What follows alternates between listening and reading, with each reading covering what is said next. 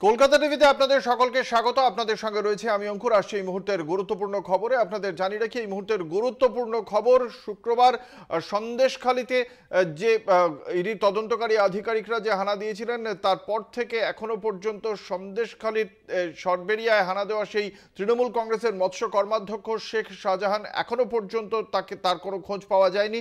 তারই প্রেক্ষিতে স্থানীয় বিধায়কের দাবি, শেখ শাহজাহান বড় মাপের নেতা।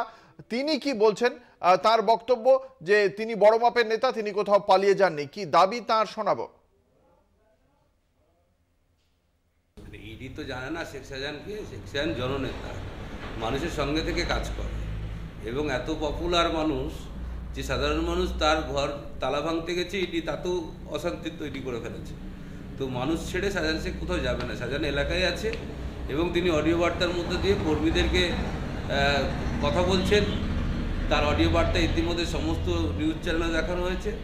তার ভাইও আজকে প্রেস বিবৃতি করছে।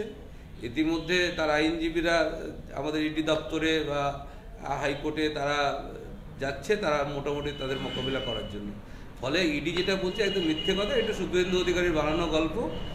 লুক আউট নোটিশ জারি করা হয়েছে।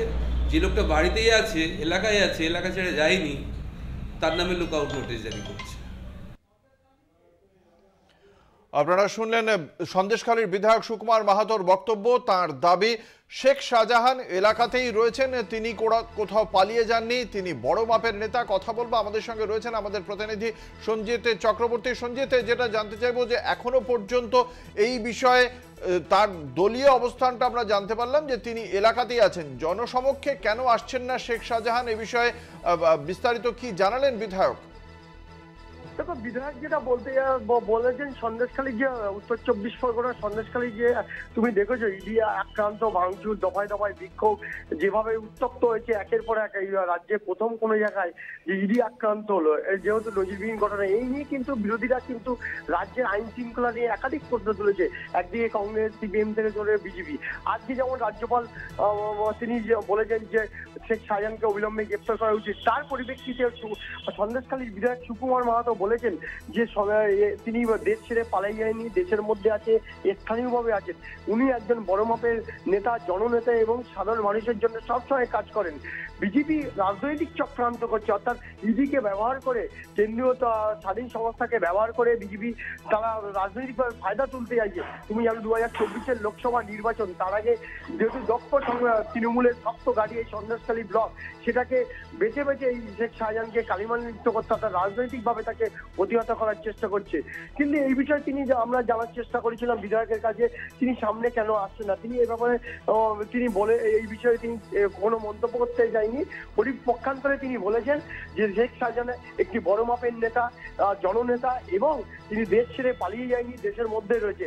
পাশাপাশি উত্তর 24 পরগনার যে তৃণমূলের সাংগঠনিক জেলার যে সভাপতি রয়েছে, বিশেষ করে আইএনটিটি সভাপতি কৌশিক দত্ত, তিনিও দাবি করেছেন যে রাজনৈতিকভাবে কালিমালিপ্ত করতে বেছে বেছে তৃণমূলের যে দক্ষ সংগঠন তাদেরকে ইডি সিবিআইকে কাজে লাগিয়ে 24-এর লোকসভা নির্বাচনের আগে তার ফায়দা তুলতে আছে। সব মিলিয়ে গোটা পরিস্থিতি কিন্তু এই শাহজাহান কাণ্ডে নিয়ে রীতিমতো তোলপাড় রাজ্য রাজনীতি। আজকে সকাল থেকে যে ছবিটা দেখা যাচ্ছে, বিভিন্ন জায়গায় পুলিশ প্রশাসন রয়েছে এবং পুলিশ পিকেট বসানো হয়েছে। শেখ শাহজাহানের দেখা যাক শেষ পর্যন্ত শেখ শাহজাহানের অবস্থান সম্পর্কে রাজ্য সরকার বা তৃণমূল কংগ্রেস দল হিসেবেই বা কি জানায়, শেখ শাহজাহানের কি পরবর্তী পদক্ষেপ হয়, আমাদের সেদিকে নজর থাকবে। ধন্যবাদ সঞ্জিত। আমাদের সঙ্গে ছিলেন আমাদের প্রতিনিধি সঞ্জিত চক্রবর্তী।